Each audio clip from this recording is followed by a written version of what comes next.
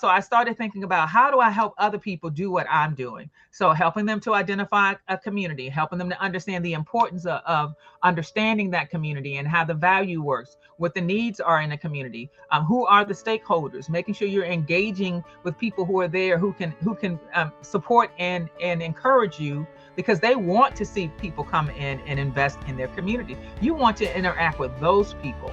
And then what ends up happening is that once I started doing that and I started showing up, those same people were calling me up.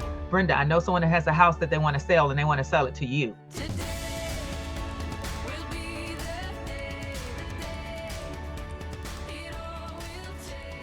Welcome to the Andrea Engstrom Show for bold women in business. We are passionate about helping you break through to your next level of abundance, success, and freedom so that you can create the life you desire and inspire others to do the same. I'm your host, Andrea Engstrom, and I'm here with my inspiring co-host, Brenda Stroud. Hey, Brenda.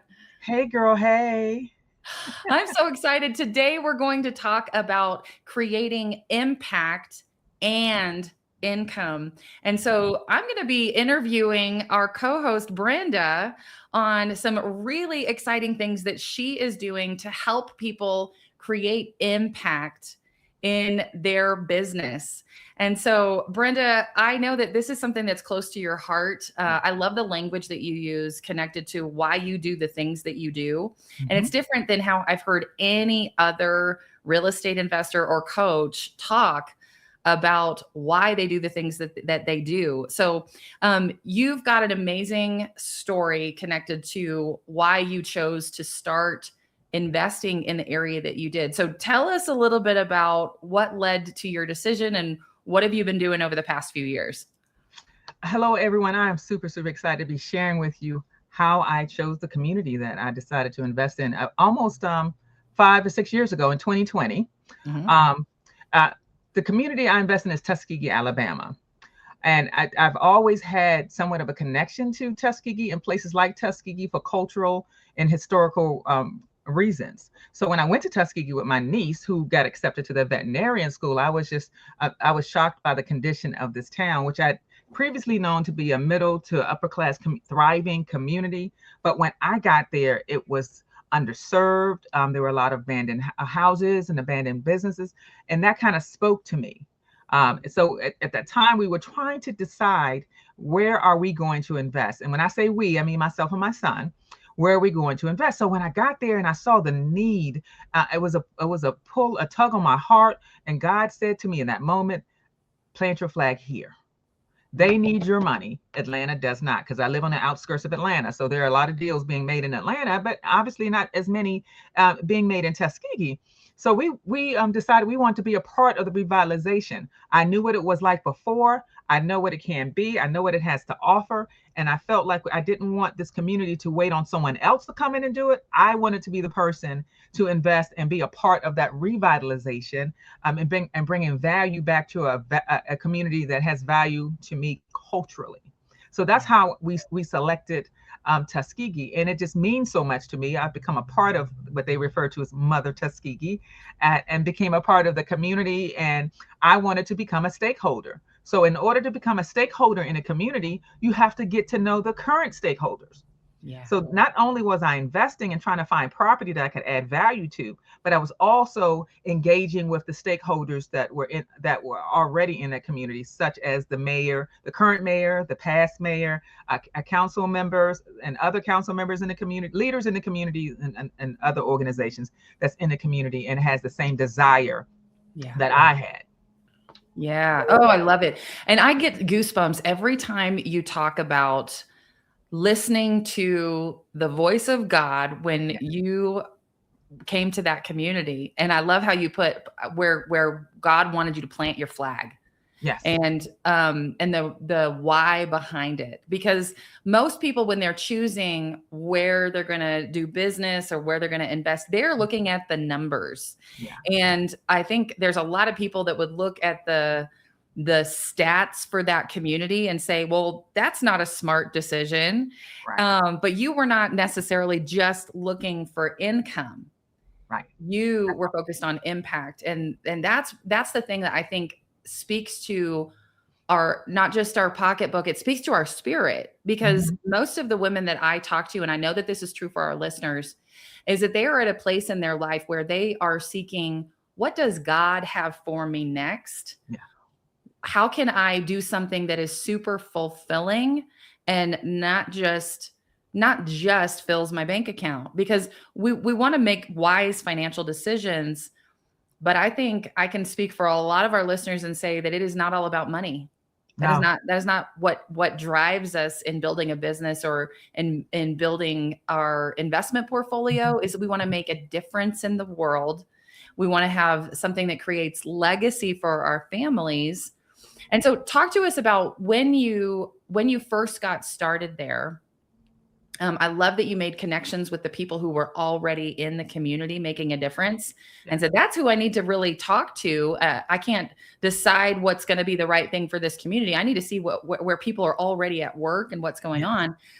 And so what were some of the first things that you did when you were deciding to get started? Like, did you just buy a house, or like, what did you do?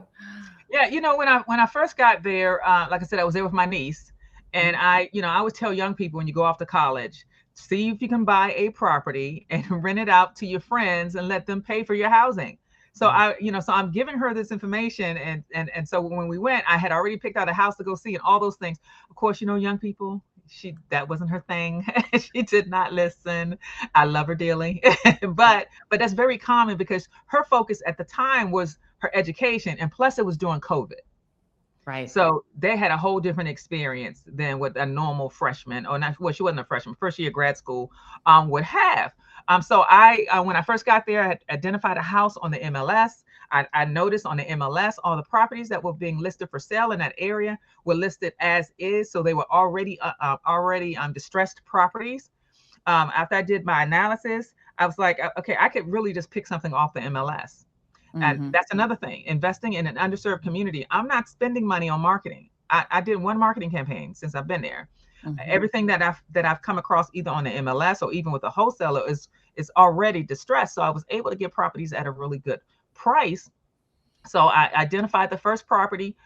We put on a contract. This is before I went through any kind of coaching program. It was probably about 6 months before I got into a coaching program. So my son and I, we paid cash for the house, and we paid cash for the renovations.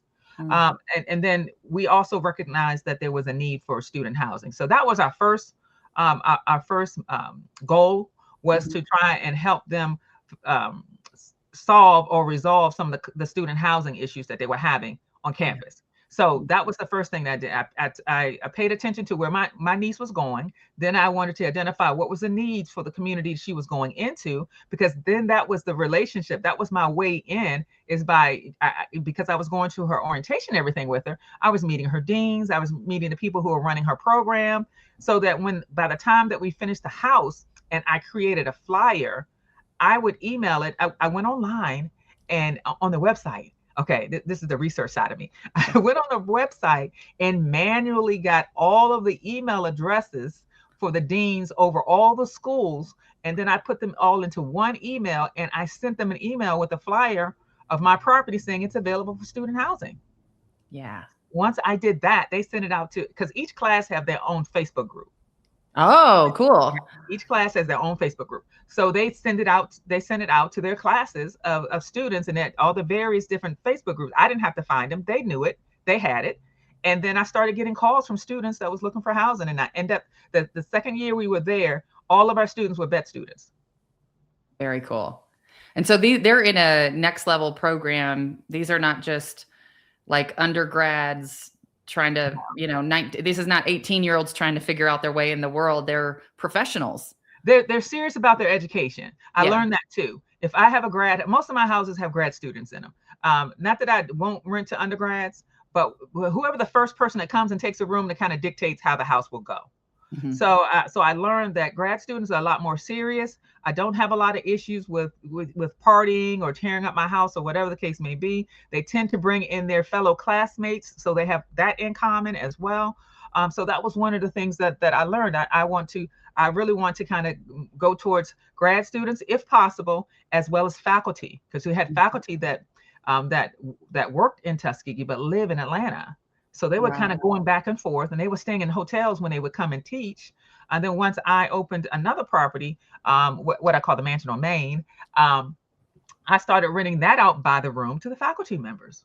So that's kind of how we got started, because that was a need in the community. And then we kind of jumped over to Section 8, traditional rentals, event venues, and all those kind of things came along. But I became a part of the Chamber of Commerce. That was the very first thing I did when I got there. I joined the Chamber of Commerce because I was very conscious of not appearing to be an outsider who's coming and taking. I wanted to become a part of the community. So I joined the Chamber of Commerce. I would attend any kind of festival or community event that they would have there. I introduced myself to people.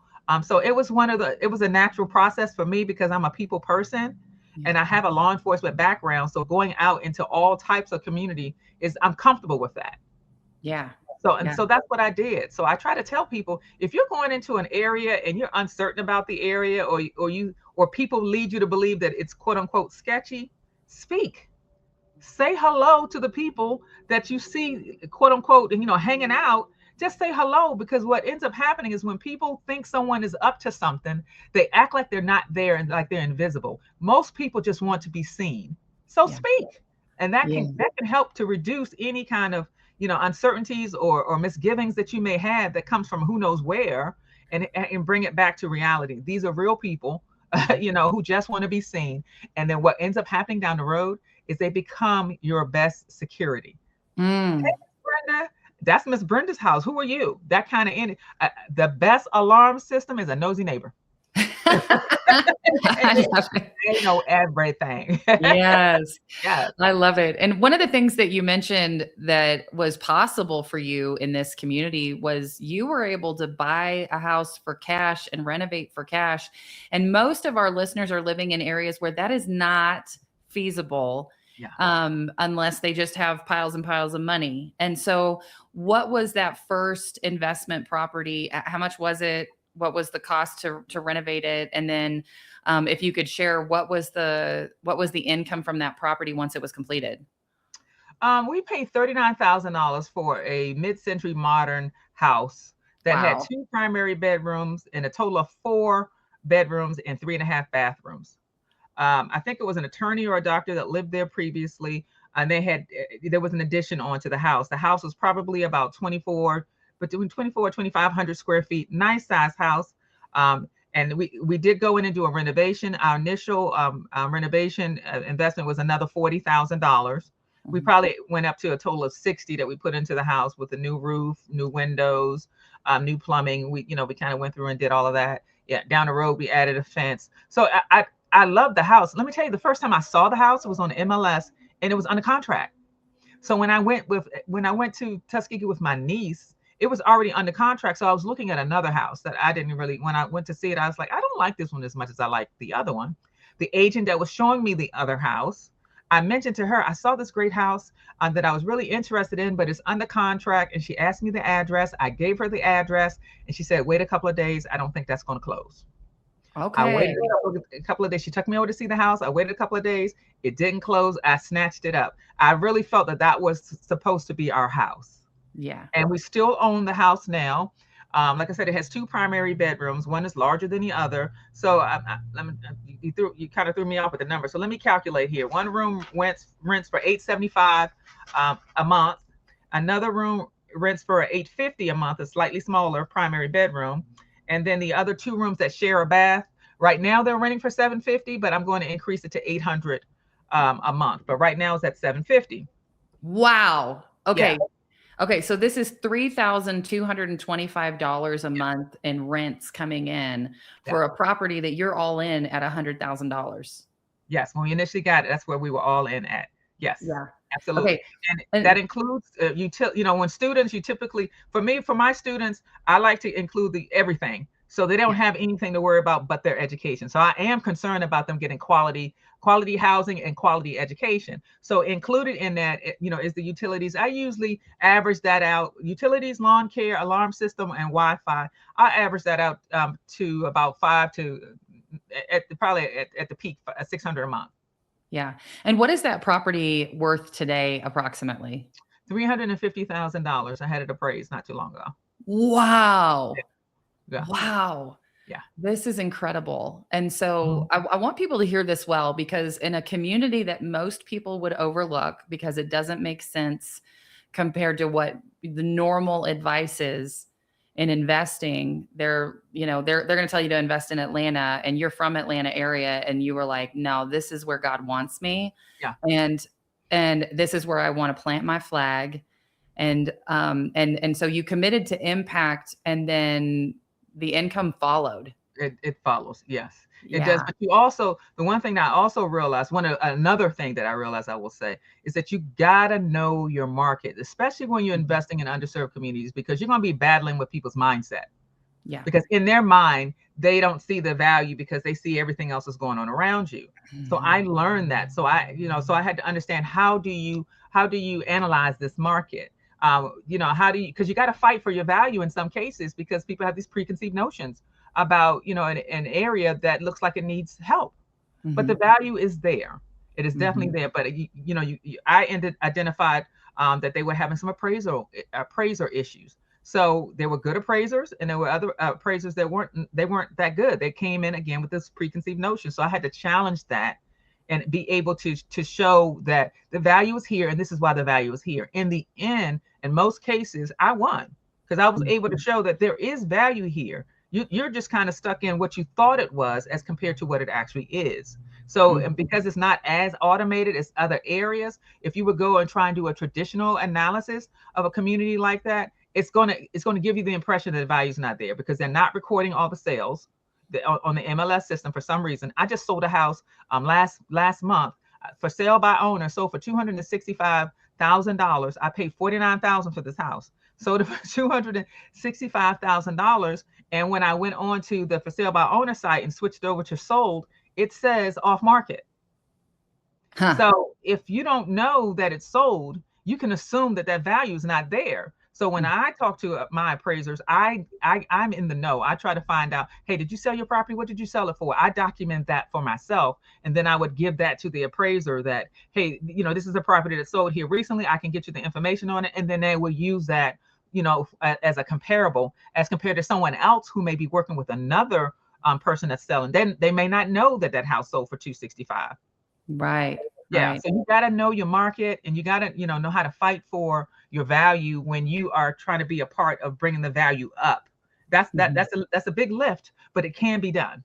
And I think this is why it's so important to work with someone who has done this before. Yeah. Because you forged your own path in this community, and you didn't necessarily have somebody showing you how to do that. But I think because of your background and your personal confidence, you were able to forge a path that no one else could show you the way to that. But what I love about what you're doing today is that you're showing other people the way. And so Brenda, I'm super excited for your coaching program that you have going on right now.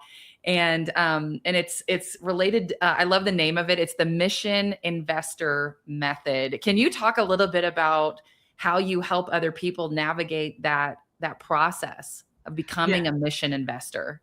Absolutely. Well, my first program was You Better Ask Somebody. Yeah. Okay, so that was my first program. It's still the same concept, but I moved more into recognizing that I am really a mission investor. It's more about the mission. Of course, the money will follow.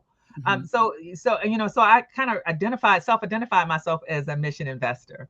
Yeah. So there are other people who probably care as much as I do, and that wants to make impact and income. So I decided to kind of lean in on that and to speak with them or educate them and guide them through, how do you do this in other communities? How do you, first of all, identify an underserved community, in most cases that you care about, because the commitment goes along with what it's going to require for you to reach your goals. So I started thinking about, how do I help other people do what I'm doing? So helping them to identify a community, helping them to understand the importance of understanding that community and how the value works, what the needs are in a community, who are the stakeholders, making sure you're engaging with people who are there, who can support and encourage you, because they want to see people come in and invest in their community. You want to interact with those people. And then what ends up happening is that once I started doing that and I started showing up, those same people were calling me up. Brenda, I know someone that has a house that they want to sell and they want to sell it to you. So they knew that we weren't trying to come in and do, bring in things that would not benefit the community or fall in line with how the community is trying to grow. So a lot of my transactions that I was getting was coming as a result of the relationships that I was building. So I'm teaching other people, you got to build relationships. When you buy a house, talk to the neighbors. Again, a nosy neighbor's what? Your best security. Yeah. So I was introducing myself to the very first house that I was telling you about. I introduced myself to the neighbors that were around me. It was one house where there wasn't anyone home. I think it was during the summer, so no one was living in the house. I found out later that he was renting it out to students who were gone for the summer. But I met the investor that owned the property, and less than a year later, he came over and offered me his property, and I bought it. That was the second property I bought. It was right next door to the first property. So on that street that has 8 houses, I owned 3 of them at one point in time. 3 houses on the same street. So I want to encourage other people to do what I'm doing. It's affordable to invest in underserved communities. I bought a house as low as $10,000, and I bought a mansion for $260,000. I bought a farm with just under 23 acres for $160,000. Wow. Okay. So it's affordable. So if you're trying to go, so when it's affordable, it's a great place to learn. So if I make a mistake or whatever, it's not going to be the same type of mistake. It's not going to hit the same as if you are looking at a $500,000 house than if you're looking at a $10,000 house or a $60,000 house or whatever that is. So, and then some of the things I learned along the way is, of course, what we all learn as investors about contractors and getting the right contractors, and then finding out after you've had some work done the first time that it's not right. So you got to pay to get it done a second time. I mean, it happens. But I felt like I had some space to learn from, the things that could occur in real estate investing. Something's always going to happen, but you got to make sure it doesn't take you out. Yeah. I want to just reiterate this because, and as so many of us have that got into real estate in the last few years, we bought a property in our area, and we were brand new to the area when we moved here, and we bought a property that was like $585,000. And when we bought it, the after repairs value looked like it was going to be 900 something. And we put a couple $100,000 into it. And by the time we got ready to sell that property, of course it cost more than we thought it would to renovate, because cost in this area is high for construction costs as well. So we learned, but then also the market took a little dip during the time that we were renovating it. And so when we went to sell it, our financing costs were so high from the time we started to the time we sold it that we walked away with like break even. And and by that time we were like happy to break even and not lose money on it but it was such a big risk compared to what you're describing. It was learning. It was good learning, but it was expensive learning while we were in the middle of it and having to pay interest payments on a $700,000, $800,000 project. It's a very different ball game when you're learning something new in a new area. So I love that point that you're making, that it is great learning ground for someone to be able to make some, learn what you need to know. You'll probably make money, and it sounds like there's opportunity to make really good income doing what you're doing, but it's also a much lower risk. It can be. I mean, I think most investors who've been doing it for a few years probably have a similar story to tell, because the real estate industry is so fluid. So, you don't know what is going to be next month or whatever down the road. And so there are those times when you break even, or maybe even have to bring money to the table to get out of the transaction, but you still added value by improving that property and giving it back to the community. I describe selling a property as giving it back to the community improved. Yes. And I want to speak to that, because what in our heart, when we did that project, when we bought that house, even though it was $585,000, there was caution tape across the front porch. It was a meth house. Yeah. And everybody was like, what are you doing buying a meth house? And by the time we finished it, it was beautiful. It was completely gutted and renovated, and it was blocks from our children's school. And so even though we didn't make a pile of money on a really complex project, we improved that place in our community in a way that was transformational. Like now there's no longer a boarded up meth house 2 blocks from my kids' school, and everybody knows what house I'm talking about. And so it gave us an opportunity to feel like we were really making a difference in our community, because nobody else wanted that house. It was on the market a long time. And then one day the caution tape went up and I was like, now's the time. We're going to snap that baby up, because we're the ones that know how to solve problems in this small community that we're in. And part of what you just described is the mission investor method. It's a mission, and it's not just about you improving your quality of life, but it's about helping that community improve their quality of life. And that, like I said, sometimes, when you're going into these communities, sometimes the value is in holding it.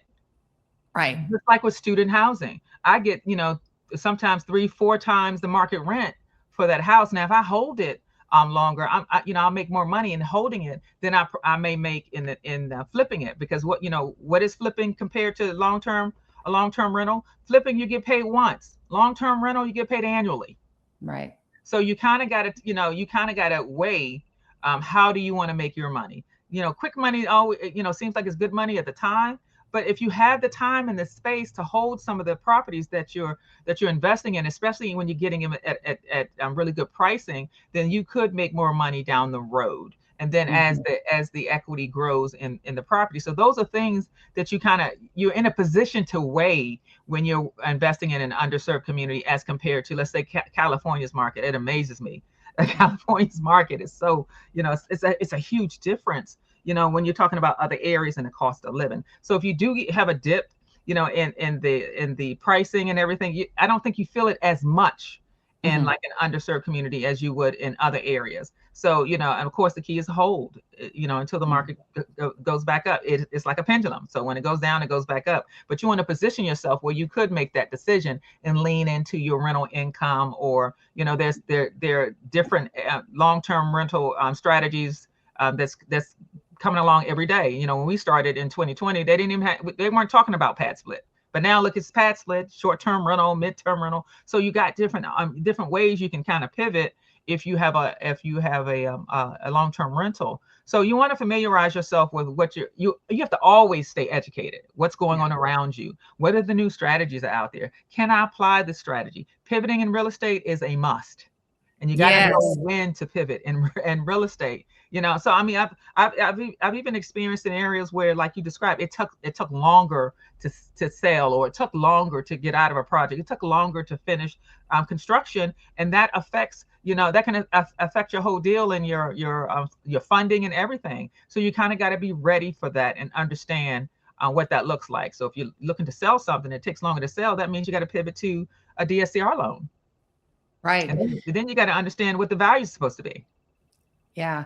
And I think you are the queen of the pivot. Anytime a project is going sideways, and like sometimes we're in the middle of it, we can't see what the possibilities are because we have this one thing in mind.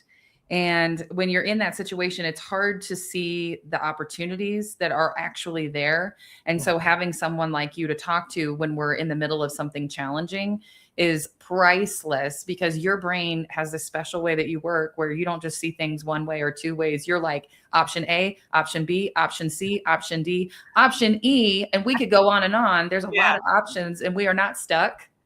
Stuck with a mindset. There is always a pivot. I'm just realizing, I realized this recently, because that is how my mind works. I take it and turn it upside down and flip it all over, and I like brainstorming sessions and everything.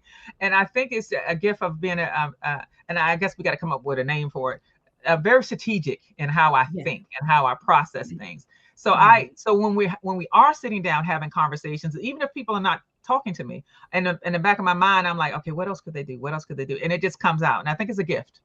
I definitely think it's a gift, because it's almost like God says, say this. And then that starts the whole conversation. And people typically would say, I never thought about it that way. And even last week.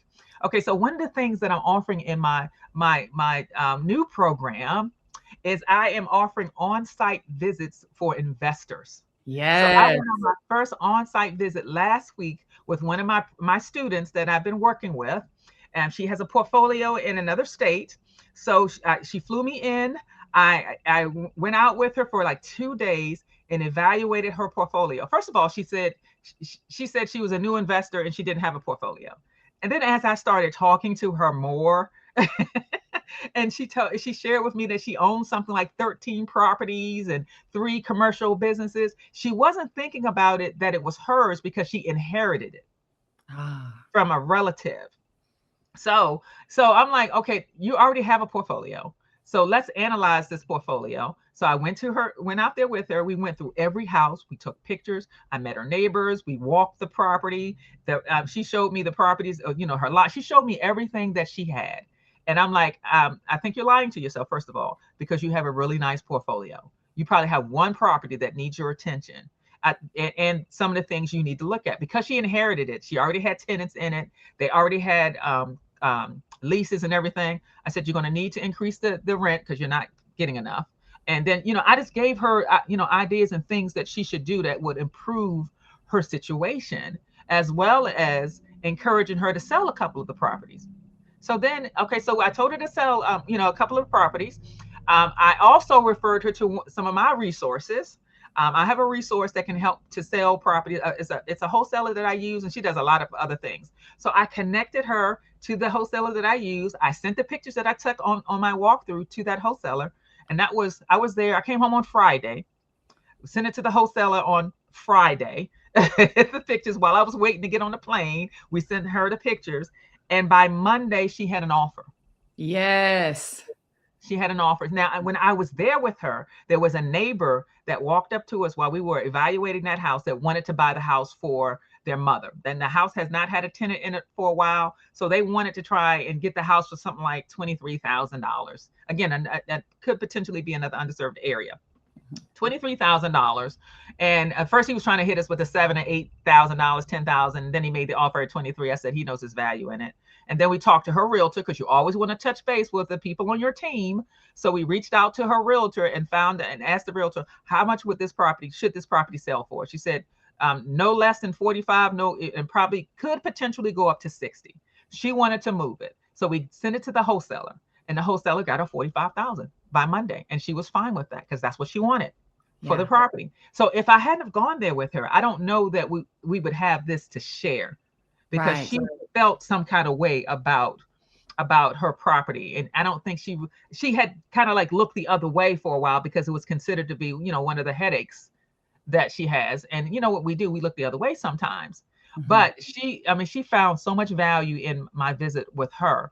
And this is what I'm offering in my new, in my 12, I'm going to do my first 12-month masterclass this year, mastermind this year. And this is one of the offerings that's included in there, is an on-site visit. I will go to my students' location if they're considering investing in a community, whether you have a property there or you're considering that community. I'll go with them to that location, help them to evaluate it, look at some properties, do some walkthroughs. All those things are things I think that's important to help people build up their confidence. She's much more confident now than she was before I went. And she said that.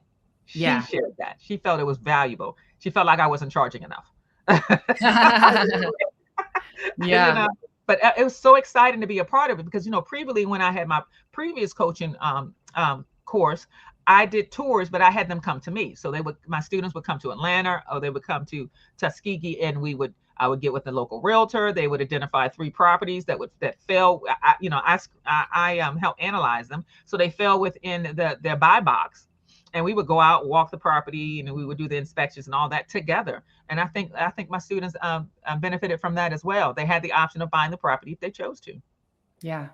And I just want to call this out, because I think this is an example of how your brain works differently than other people's, because I don't know any other coach that offers something that valuable in what they do with their students, to the level of literally, you will go to the place where they are looking at investing, walk the properties, or if they own properties, you're going to walk them with them and help them to decide what is the pivot on this property. And so that uniqueness, that's your special secret sauce gift that you've been gifted with, now you're bringing it to their community. Even if you're not from their area, you're going to hop on a plane and you're going to go walk those properties. And I talk to so many women that are like, I just need somebody to hold my hand through this part, because it's scary when you don't know exactly what you're looking at, or you're not sure exactly how to run the numbers. And for you to be willing to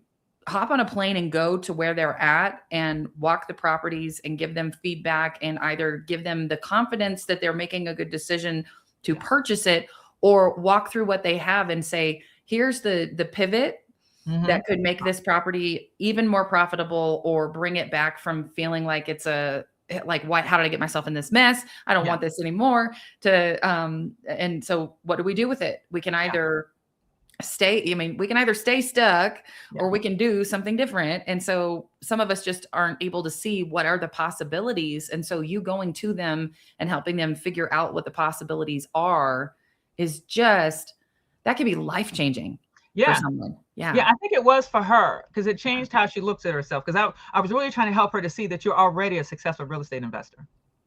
So I need you to lean into that. Yeah. So, you are doing what it is you're trying to learn to do. You're already doing it. But because she inherited it, she didn't go out and do the analysis and pick the property and buy the property. It meant something different to her. So I kind of had to bring her back there, to help her to realize you're not giving yourself enough credit. So this is what I see. You're coming to me because you feel like I'm doing something you want to do. Well, I'm here to tell you, you're already doing it. So now I just need to help you to expand what you're doing. So part of what she said, because the state that she lives in, and the part of the state she lives in, she has a family member that's going to college in another part of the state. So she mentioned to me about the family member in another part of the state. I said, well, have you ever looked in that area for student housing? And maybe look for something that is move-in ready, where you don't have to do a rehab since it's a few hours away from you. I mentioned that to her. We got right as soon as it came up. We got right online, started looking at properties. That same wholesaler that helped her get a buyer, we reached out to her, told her to find her something in that market. Now she's getting all these houses that fall within her buy box in that area that she could buy and start right away and turn it into a student housing. But guess what? The wholesaler went to that same college, so she's familiar with the area. What? Yes. Yes. That's wild. In college, so she's very familiar with the area, and she reaffirmed that that's a good area to get, to do student housing. Yeah. So see how God works? Yeah, that's incredible. Yes, I had no idea. Yeah, and she's in a different state now, and she just happened to go to that school. That's incredible. I love this. I love this story, because I feel like this is a really good example of that principle, who, not how. Yeah. Sometimes the person that you are working with is not just going to be able to show you how to do something different. Like, I think that's an important part of this, but you never know if the person that you're connecting with might know the right who. And I think that's another one of your superpowers, is making connections for people, and like understanding what connections they need, because you know how to do things, but you also know the power in bringing the right person to the conversation. And you know a lot of right who's. I know that you do. But you brought the right who into the situation, and very quickly the circumstance changed. Instead of us wheel spinning on how can I do this, now it's no, who can help us do this. Yeah. And when you get the right who involved, it can happen really fast. That's true. That's true. If I use a service or work with someone and they do a good job for me, I'm telling everybody. Call this person, and because I think it's that's how, like you said, that's how we grow relationships. Yeah. And so I am not one that holds it close, and that with closed hands or closed fists. I open myself to people, and I share with people what I have. It's not about it's not a competition. It's an assignment. That's the way I look at it. I have an assignment on my life, and God has given me assignments daily to either say this to this person, don't say this to this person, do this, give that, or whatever the case may be. And part of that also, he has given me the mind and the skill set to deal with difficult situations. Yeah. And to try and get people to meet me where I am, then instead of meeting them where they are, especially when it's elevated. So in this business, you're going to have, disagreements. You're going to have things that that's challenging to you. You're going to, have those days when it's like, oh, I don't feel like doing it or whatever. And you got to be prepared to not only elevate others, but to elevate yourself. Right. So that's part, I understand that. And also, Give yourself permission to change your mind. So don't get locked in or down on yourself because the first map that you created is not working right, or the first plan that you came up with is not, it's not, perfect, or whatever the case may be. Pivot, change your mind. That's the same thing. When I say give yourself permission to change your mind, that's the same as my favorite word, pivot. Be willing to pivot.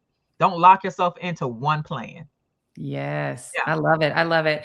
All right, Brenda, I want to challenge our listeners to do something to take bold action this week. So what is one thing that you would encourage our listeners to do to take bold action if they want to figure out what their mission is? What is the impact that they're being called to? Well, I think the first thing you have to start with is don't be so hard on yourself, and try and sort out, what do you really care about? Who do you really care about? Are there areas that you care about? And then you ask yourself, can I add value to that relationship, to that location, to that decision? How can I add value? Because you have gifts and talents that you're overlooking. You do it so easily that you don't realize it's a gift or it's a talent. So I encourage people to start from within. How are you looking at the world that's out in front of you? Are you really giving yourself a fair shot, or are you being hard on yourself because it doesn't look like your neighbor's looks like, or it doesn't meet someone else's standard or expectation, whoever that someone else is? Set your own standards and expectations. So people can do all the things that they put their mind to, but first you got to understand that you want to do it, that you want to make a difference, that you want to be, elevate other people and elevate yourself or properties. It all depends on what it is. I'm talking about real estate today, but you can apply these same principles to any and everything in your life. So you start with yourself. Encourage yourself. Yeah. Oh, that's so good. That's so good. Brenda, if somebody wants to know how to connect with you, how to learn more about what you're doing in your coaching programs, what's the best way for them to connect?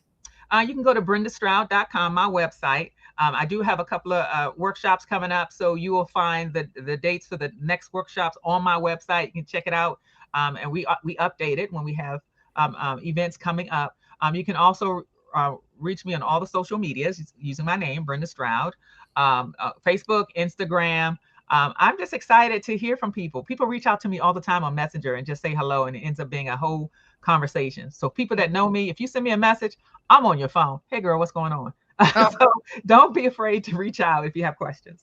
Yes. Thank you so much. You're welcome. And sisters, if you're inspired by what Brenda is doing and you're asking yourself, what if I could be a coach? What if I could do something like what she's doing, but in your category of your secret special form of genius?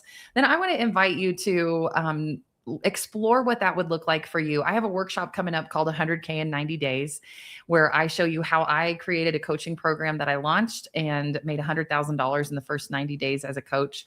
And I would love to have you join me for that. And you can grab your spot on AndreaEngstrom.com. Well, Brenda, thank you so much for all the amazing stories that you're sharing. And you're such an inspiration to other women. And I know that you know that. But I just want to say it out loud. You have a very unique form of genius that this world needs. And I'm so excited for this new program that you've launched in the Mission Investor Method. I think it resonates at a whole nother level with people who have a heart to make a difference in the world. So thank you so much for what you shared. Thank you. And let me share the name of the workshop I have coming up. It's the 3 keys to invest in underserved communities for impact and income. That's felt like a mouthful, but that's what it is. I love it. I love it. Thank you so much. Okay. All right. Well, till next time, I'm Andrea Engstrom with Brenda Stroud, and we are your sisters in business, encouraging you to take action on your dreams. Show up to your life with power and authenticity. Be bold, be tenacious, and make it happen. Bye.